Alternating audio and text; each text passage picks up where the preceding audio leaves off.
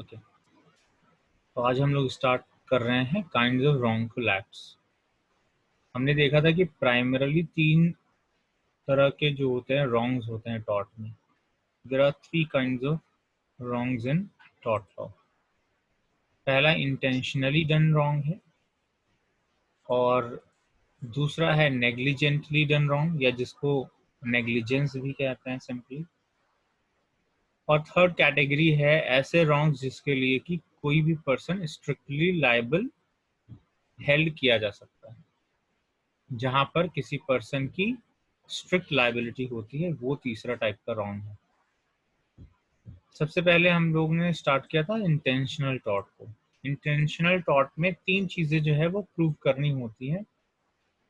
जो भी प्लेंटिफ होता है या जो क्लेमेंट होता है टॉर्ट में, जिसने क्लेम किया है कि मेरा ये राइट वायलेट हुआ है, मेरे साथ ये रॉन्ग हुआ है, उसको तीन चीजें प्रूव करनी होती है इंटेंशनल टॉर्ट के केस में। अगर वो दावा कर रहा है कोर्ट के सामने कि मेरे साथ ये टॉर्ट हुआ है, और अगर वो टॉर्ट इंटेंशनल टॉर्ट की कैटेगरी में आता है, तो तीन चीजें उसको प्रूव करनी है। पहला ये कि जो डिफेंडेंट है उसने कोई इंजरी ऑन पर्पस कॉज करी है, जानबूझ करके कोई इंजरी कॉज करी है। इंजरी का मतलब हमने पढ़ा था कि इंजरी लीगल राइट्स का वायलेशन। दूसरी चीज, क्लेमेंट को ये शो करना पड़ेगा कि इस उसको कोई ना कोई कॉन्सिक्वेंस सफर करना पड़ा है। He has suffered a particular consequence, या उसको कोई डैमेज हुआ है। यहाँ पर डैमेज वर्ड ज्यादा सही होगा, डैमेज हुआ है। एंड थर्ड, कि ये जो उसको डैमेज हुआ है वो डिफेंडेंट के एक्शन की वजह से हुआ है। डिफेंडेंट ने जो इंजरी करी जानबूझ करके, उसकी वजह से हुआ है ये डैमेज। पहली चीज की इंजरी हुई है, यानी लीगल राइट्स का वायलेशन हुआ। सेकंड, डैमेज हुआ क्लेमेंट को। और तीसरा, कि ये डैमेज उसको डिफेंडेंट के इंजरी की वजह से, जो डिफेंडेंट ने इंजरी कॉज करी उसकी वजह से हुई।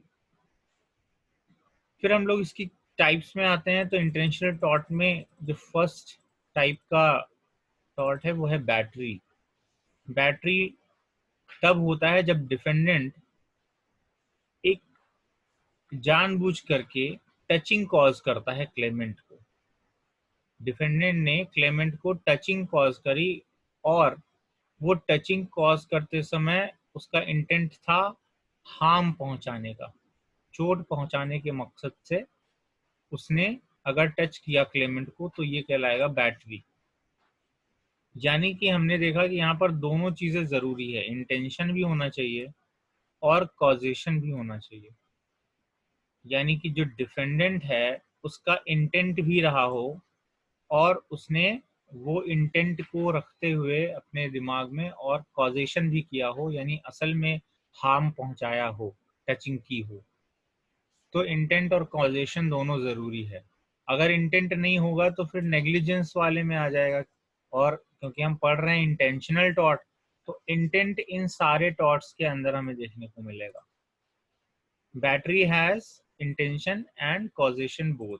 ये स्टेटमेंट आपकी बुक से हैं, इसलिए इनको याद रखना जरूरी है। जैसे क्वेश्चन आ गया कि which of the following torts has intent and causation both, तो उसमें आपको बैटरी वाला ऑप्शन जरूर रहेगा, और उसमें आपको बैटरी टिक करना है। हालांकि और में भी होता है, लेकिन ज्यादा चांसेस, क्योंकि ऐसे ही स्टेटमेंट से क्वेश्चन बन जाता है।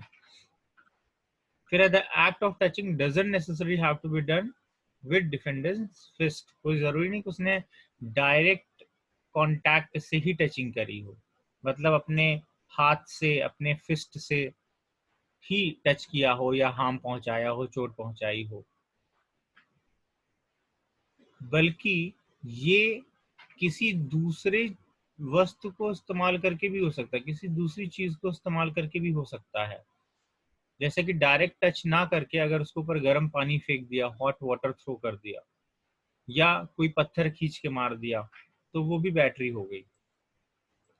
ठीक है, तो डायरेक्टली या इनडायरेक्टली दोनों तरीके से हो सकता है, पहली चीज। दूसरी चीज कि इसमें इंटेंट और कॉजेशन दोनों होता है।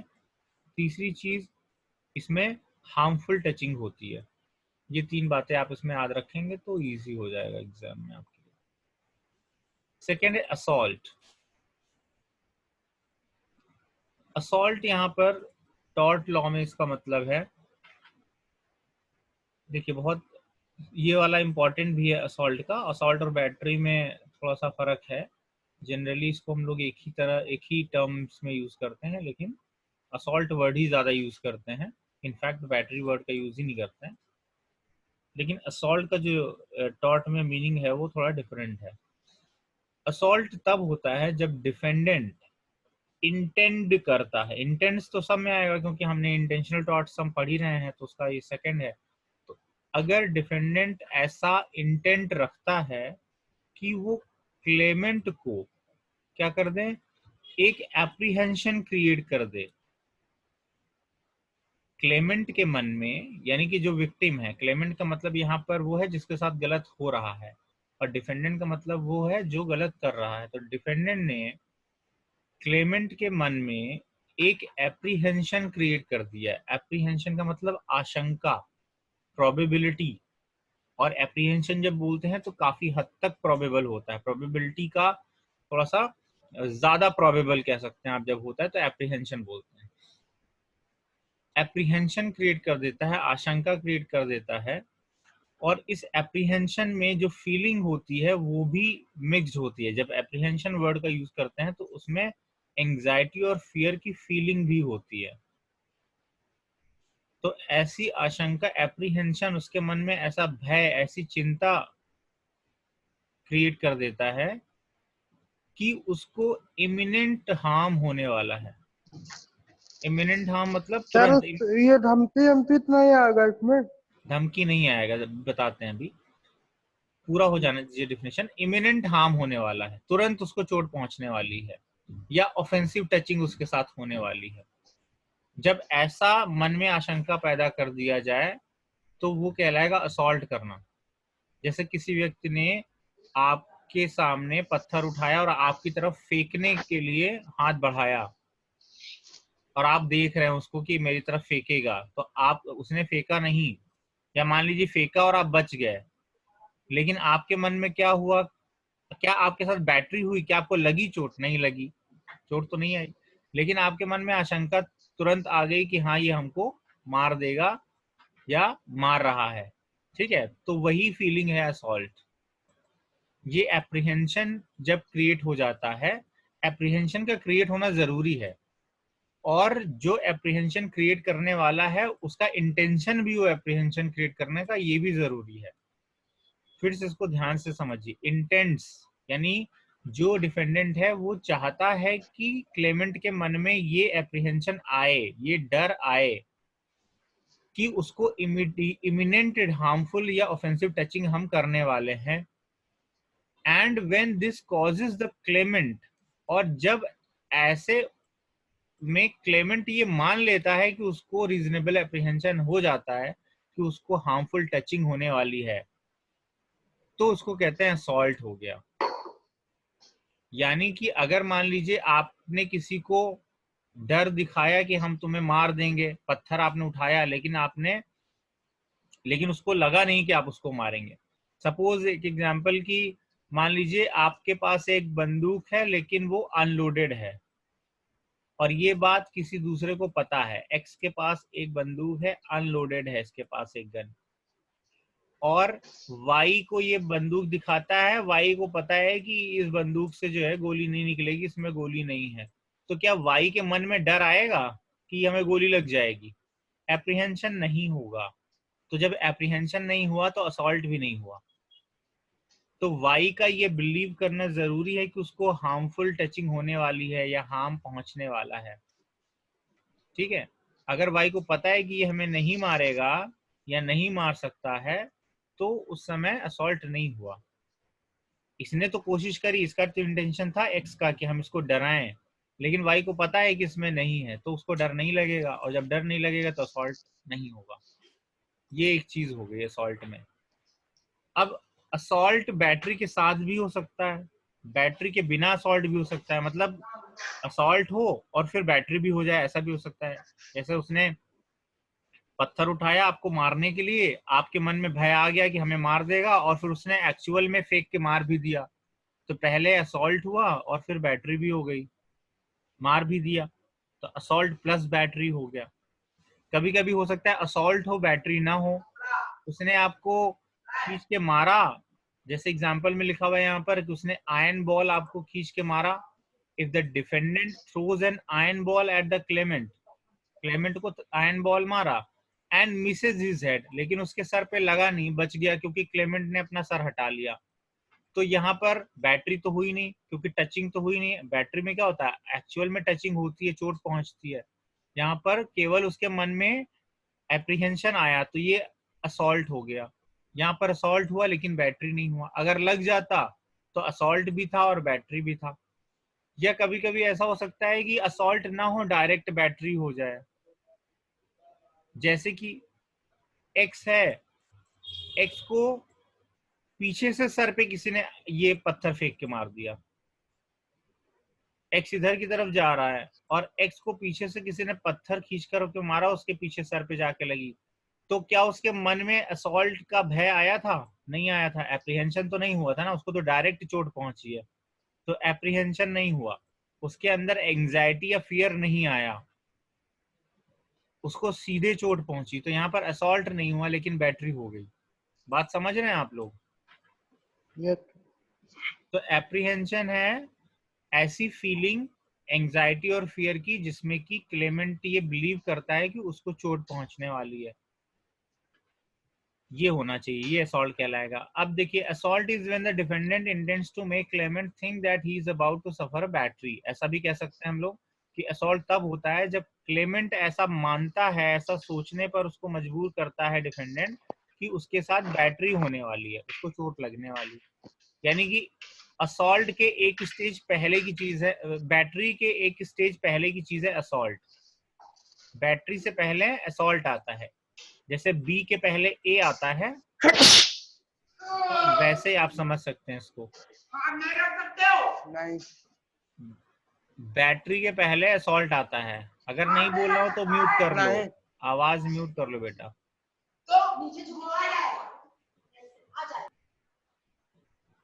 बैटरी के एक स्टेज पहले असॉल्ट आता है, लेकिन कोई जरूरी नहीं कि असॉल्ट हो ही, फिर भी अगर आएगा असॉल्ट तो बैटरी के हमेशा पहले आएगा।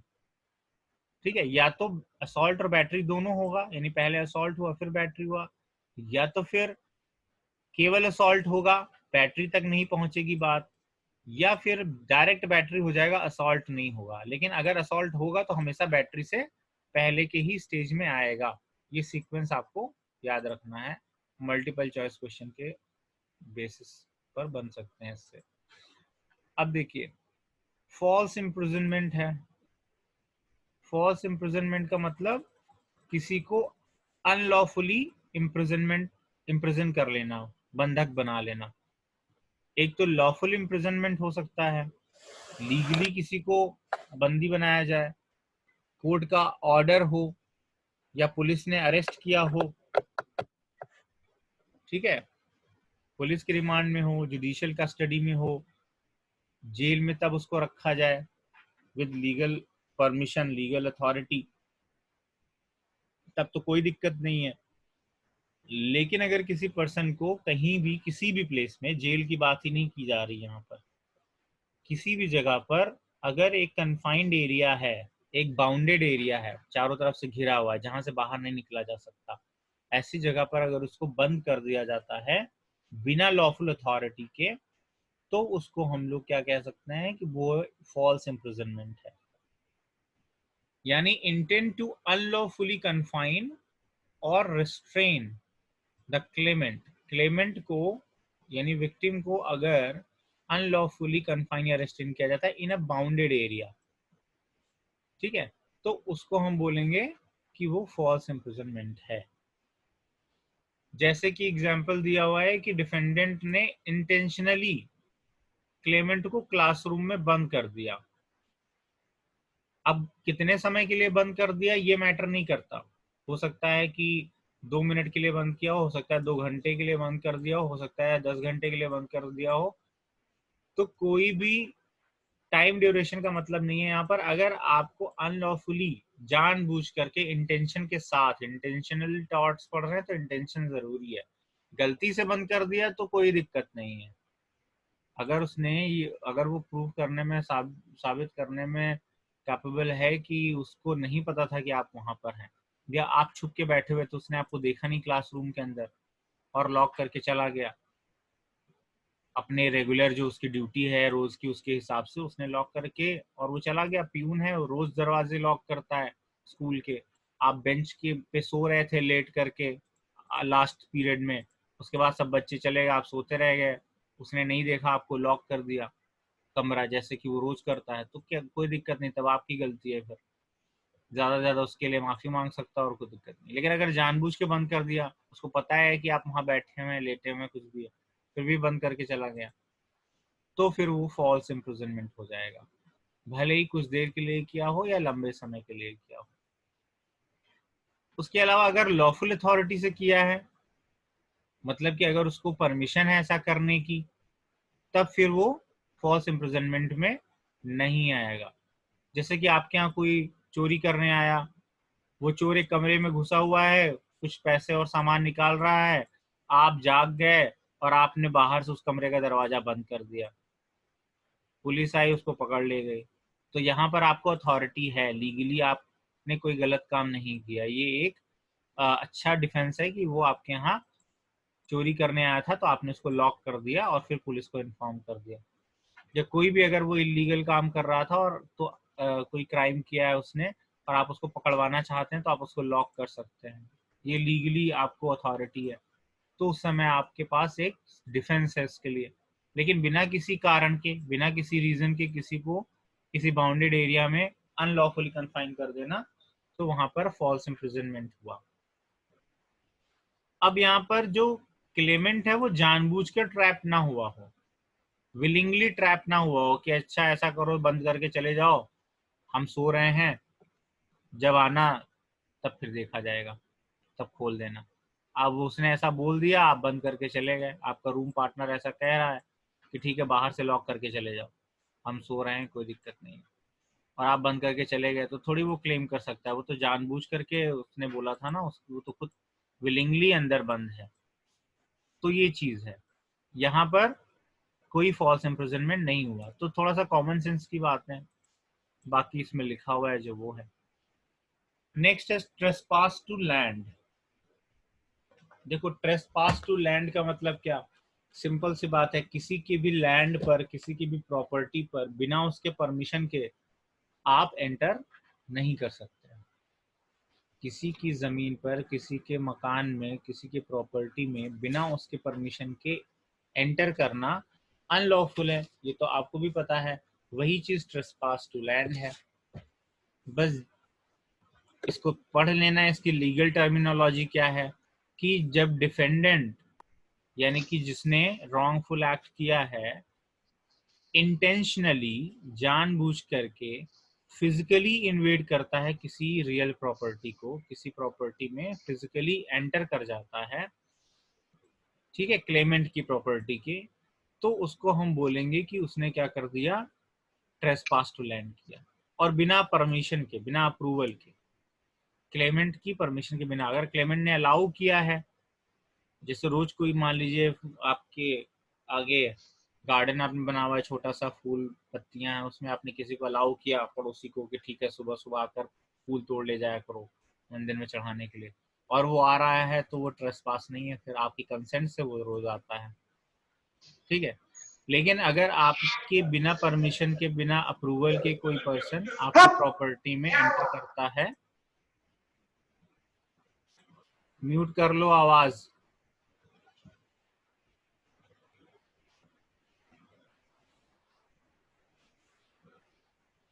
अगर कोई बिना आपकी परमिशन के एंटर करता है तो वो ट्रेसपास टू लैंड होगा। अब कोई जरूरी नहीं है कि जो एक्चुअल लैंड है वहीं पर, मतलब जो जमीन आपको दिख रही है वहीं पर एंटर कोई करे।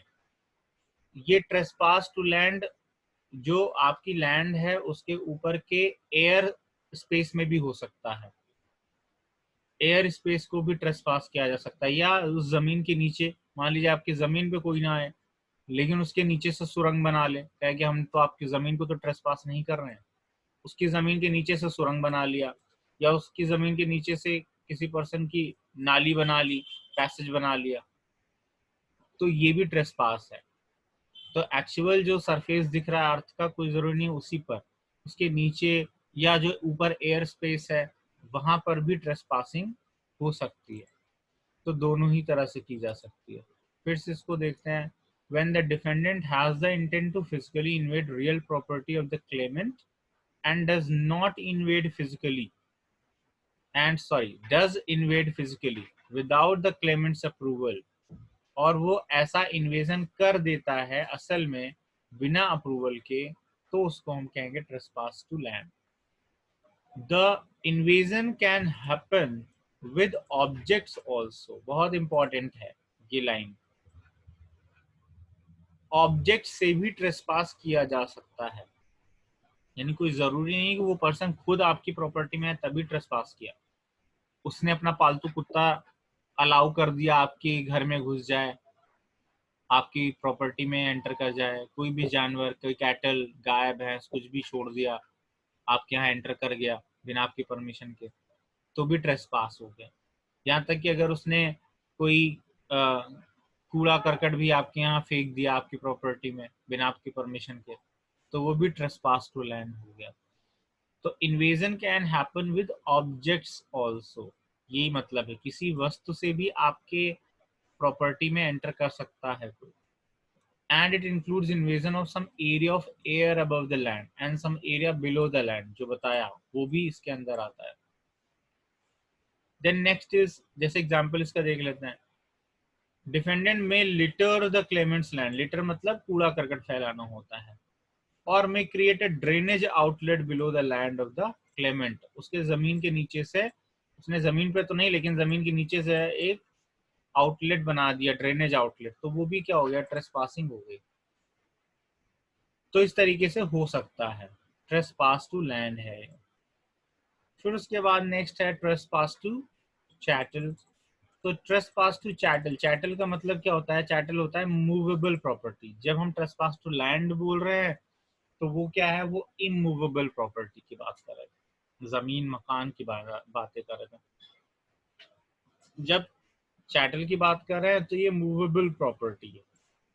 अब किसी पर्सन की आप पर्सनल मूवेबल प्रॉपर्टी को अगर ट्रेसपास करते हैं, ट्रेसपास कैसे करेंगे, मतलब उसमें बिना परमिशन के उसका इस्तेमाल कर लीजिए आप, या उसको कोई उसमें कोई चेंज कर दीजिए। देखिए क्या क्या लिखा हुआ है, डिस्पोजिशन मतलब उसके पोजीशन से आप वो चीज हटा लीजिए, ले लीजिए। डिप्राइवेशन ऑफ यूज, ऐसा कर दीजिए कि वो अपनी उस शैटल को यूज ना कर पाए, या डैमेज कर दीजिए कि उसकी कंडीशन को, क्वालिटी को, या वैल्यू को, या किसी और तरीके का हार्म अगर आप कर देते हैं चैटल को, तो ये ट्रेसपास कहलाएगा। यानी किसी पर्सन ने किसी दूसरे व्यक्ति के चैटल को, यानी कि मूवेबल प्रॉपर्टी को डिस्पोजेस कर दिया, उससे डिस्पोजेस कर दिया मतलब उसके पोजीशन से अलग कर दिया।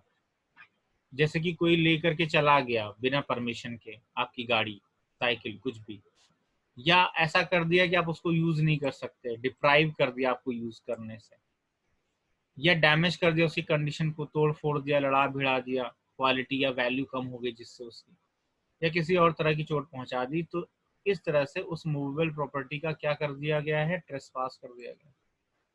So when the defendant has the intent to use or intermeddle with मतलब उसमें कुछ छेड़छाड़ करना, कुछ चेंजेस लाना, अगर ऐसा होता है with chattel which was in the position of Clement, जो कि पोजिशन में किसके थी, क्लेमेंट की थी, क्लेमेंट के पोजिशन में कोई चीज थी, उसको इंटरमेडल कर दिया, उसके साथ कुछ छेड़छाड़ कर दी, चेंजेस कर दिया, या उसको यूज कर लिया, ठीक है, जिसकी वजह से उसका परपिचुअल या सिग्निफिकेंट डिस्पोजिशन हो गया। परपिचुअल मतलब हमेशा के लिए या तो डिस्पोजेस हो गया, या तो सिग्निफिकेंट मतलब एक लंबे समय तक उसके डिस्पोजिशन से दूर रहा, या लंबे समय तक वो यूज नहीं कर पाया, या हमेशा के लिए यूज नहीं कर पाया, तो ये सब के लिए लिखा है।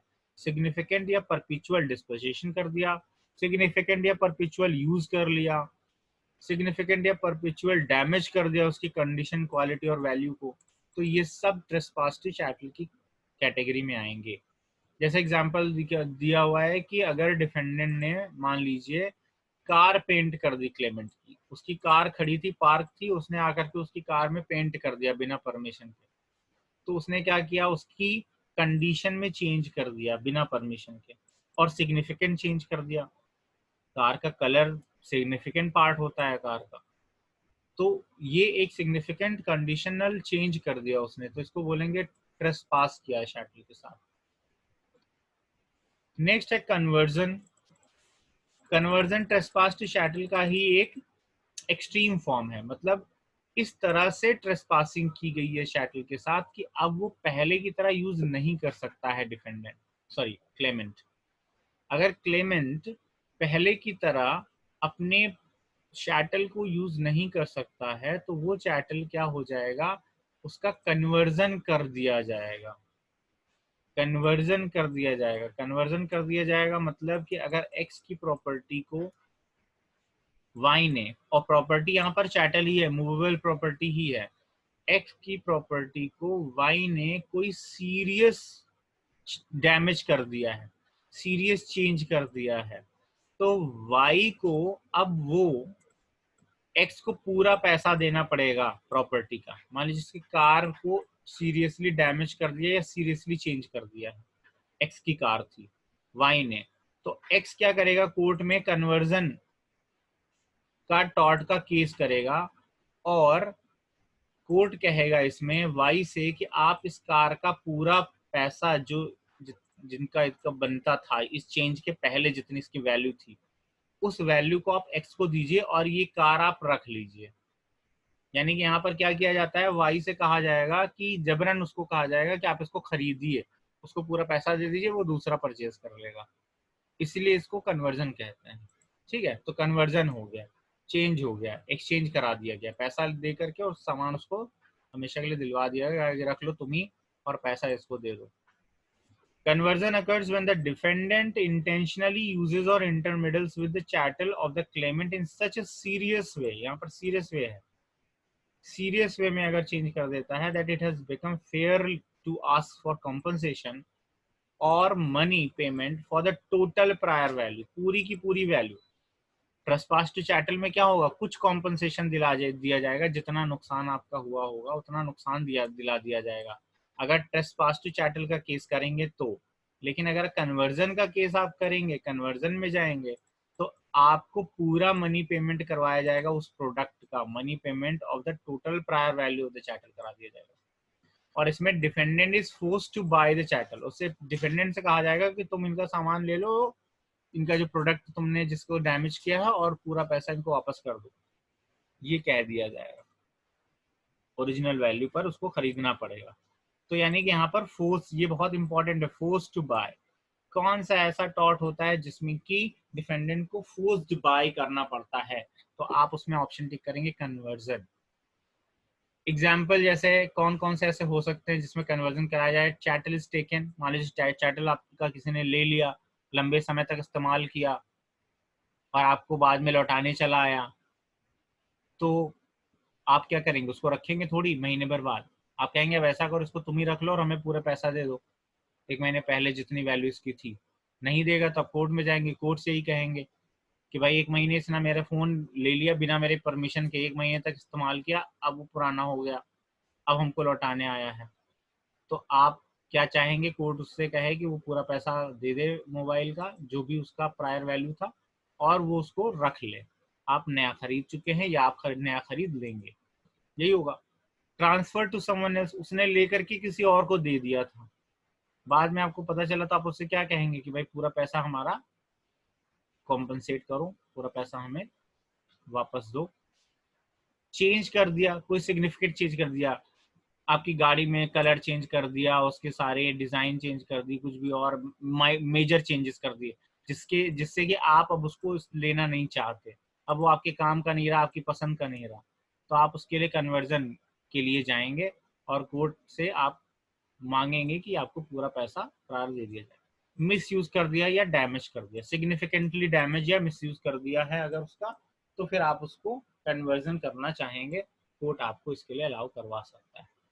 ये कन्वर्जन है। इसमें यही चीज़ें याद रखनी है आपको कि इसमें फोर्स्ड बाई किया जाता है, फोर्सफुली बाई करवाया जाता है जो डिफेंडेंट होता है उससे।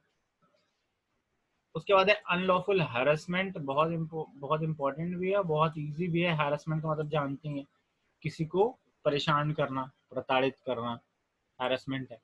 अनलॉफुली किया जाएगा मतलब कि बिना किसी लीगल अथॉरिटी के किसी को परेशान करना, यानी कि किसी भी तरह का डेलिबरेट फिजिकल हार्म। डेलिबरेट मतलब जानबूझकर कोई फिजिकल हार्म अगर पहुंचाया जाता है, हालांकि उसमें हो सकता है बैटरी या असॉल्ट, दो में से कोई भी नहीं हुआ। एक तो फिजिकल हार्म हमने देखा कि बैटरी में होता है, असॉल्ट में होता है, लेकिन अगर उससे अलावा कोई फिजिकल हार्म किया जा रहा है तो वो किस कैटेगरी में आ जाएगा? वो अनलॉफुल हैरेसमेंट की कैटेगरी में आ जाएगा, और उसके लिए आप कोर्ट में अनलॉफुल हैरेसमेंट का केस करेंगे।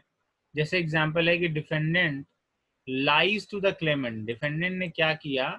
एक आदमी ने दूसरे से ये झूठ बोल दिया, लाई किया है, झूठ बोला है कि उसके बेटे का एक्सीडेंट हो गया। यानी कि एक्स ने वाई से कह दिया कि वाई का जो सन है उसका एक्सीडेंट हो गया, रोड एक्सीडेंट। अब इसमें क्या हो जाएगा? वाई को नर्वस शॉक लग गया। वाई को नर्वस शॉक लग गया जब उसने सुना कि उसके बेटे का एक्सीडेंट हो गया, और इसने ये क्या किया था? झूठ बोला था। वो जानता था कि इसकी तबीयत ठीक नहीं रहती है, इसका बीपी हाई लो चल रहा है, इसकी तो इसको अगर हम ऐसा बताएंगे तो इसको नर्वस शॉक लग जाएगा और इसको नुकसान पहुंचेगा, हो सकता है मर भी जाए। तो इसने जानबूझ करके ऐसा बोला। अब वाई को नर्वस शॉक लग गया और वो बीमार पड़ गया लंबे समय तक के लिए। वाई यहाँ पर क्या केस करेगा? एक्स के ऊपर अनलॉफुल हैरेसमेंट का। ठीक है, तो किसी भी तरीके से अगर फिजिकल हार्म पहुंचता है, ठीक है, जिसमें कि बैटरी और असॉल्ट की कैटेगरी में ना आता हो, तो वो अनलॉफुल हैरेसमेंट में आ सकता है। उसका ये एग्जांपल है। एग्जांपल्स जो भी हैं आपकी बुक के ही हैं, तो अच्छे से इसको याद करते भी जाइएगा। ठीक है, ये इंपॉर्टेंट एग्जाम्पल है, इससे क्वेश्चन बन सकता है कि एक्स ने वाई से कहा कि वाई के सन का एक्सीडेंट हो गया है, जिससे वाई को नर्वस शॉक लगा और वो 1 महीने तक बीमार रहा। वाई एक्स ने कौन सा टॉर्ट किया यहाँ पर? अब आपको ऑप्शन दे दिया जाएगा, तो आप उसमें से अनलॉफुल हैरेसमेंट को टिक कर दीजिए। एग्जाम्पल्स और भी दिए हुए हैं, जैसे if one follows another person, कि किसी व्यक्ति का पीछा करना बिना परमिशन के, उसके पीछे पीछे आप जा रहे हैं, उसका पीछा कर रहे हैं। अनवांटेड मैसेजेस भेजना, बिना परमिशन के, बिना उसकी मर्जी के आप उसको अनवांटेड मैसेजेस भेज रहे हैं, फोन कॉल्स कर रहे हैं। तो हालांकि यहाँ पर वॉयलेंस नहीं हो रहा है, आपने कोई बैटरी असॉल्ट कुछ नहीं किया, ना ही आप उसको धमकी दे रहे हैं, थ्रेट दे रहे हैं, ठीक है, लेकिन फिर भी ये सारे एक्ट्स करने की वजह से उसका हैरेसमेंट होता है, उसको परेशानी होती है, तकलीफ होती है। ठीक है, तो वो अनलॉफुल हैरेसमेंट में आ जाएगा। And the last one is invasion of privacy. हर व्यक्ति की अपनी प्राइवेट लाइफ है, उसको एंजॉय करने का उसको पूरा अधिकार है। अगर उसकी, हालांकि ये अभी भी अंडर डेवलपमेंट है, आपकी बुक में भी ये लिखा हुआ है कि अभी अंडर डेवलपमेंट, अभी पूरी तरीके से डेवलप्ड ये टॉट नहीं है, इसमें क्या क्या चीजें आ सकती हैं और क्या क्या नहीं आ सकता है, वो सारी चीजें अभी कोर्ट डिसीजन से डेवलप हो रहा है, तो ये अंडर डेवलप्ड है। पूछे which of the following taught is under development या अंडर डेवलप्ड, तो आप उसमें इन्वेजन टू प्राइवेसी को सिलेक्ट करेंगे, यानी इस पर अभी भी और एक्सटेंशन इसका होना बाकी है। Once right to personal life and family, अपनी पर्सनल और फैमिली लाइफ को एंजॉय करने का जो राइट है वो हर व्यक्ति को होता है। अगर उसको कोई, उसके साथ कोई रॉन्गफुल एक्ट होता है तो वो इन्वेजन टू प्राइवेसी में आएगा। ठीक है, इसमें जैसे कि किसी के बिना परमिशन के उसके फोटोग्राफ्स को क्लिक कर लेना, ये एक एग्जाम्पल है। इस तरह से क्वेश्चन बन सकता है कि बिना परमिशन के एक्स की फोटोग्राफ्स वाई ने क्लिक कर ली, तो वाई ने कौन सा टॉर्ट किया? तो आप बोलेंगे इन्वेजन ऑफ प्रिवेसी किया। तो इस तरीके से ये आपके इंटेंशनल टॉर्ट्स हैं। इससे रिलेटेड एक क्वेश्चन कुछ हम बना करके आपको दे देंगे और उसको आप सॉल्व कर लीजिएगा। अभी जो पूछना है वो आप पूछ सकते हैं।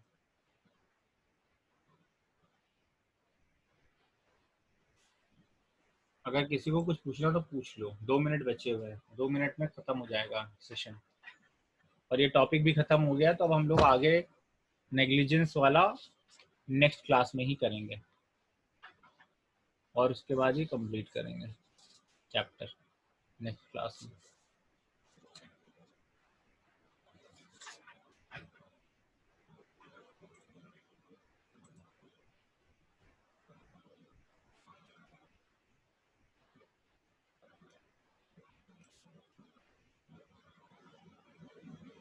किसी को कुछ नहीं सर ये पूछना? जो लैंड वाला बताए हैं, जी जी। इसमें सर आपने कहा है कि बिना उससे उससे जो ओनर होंगे या उससे जो दादी होंगे उनके बिना आप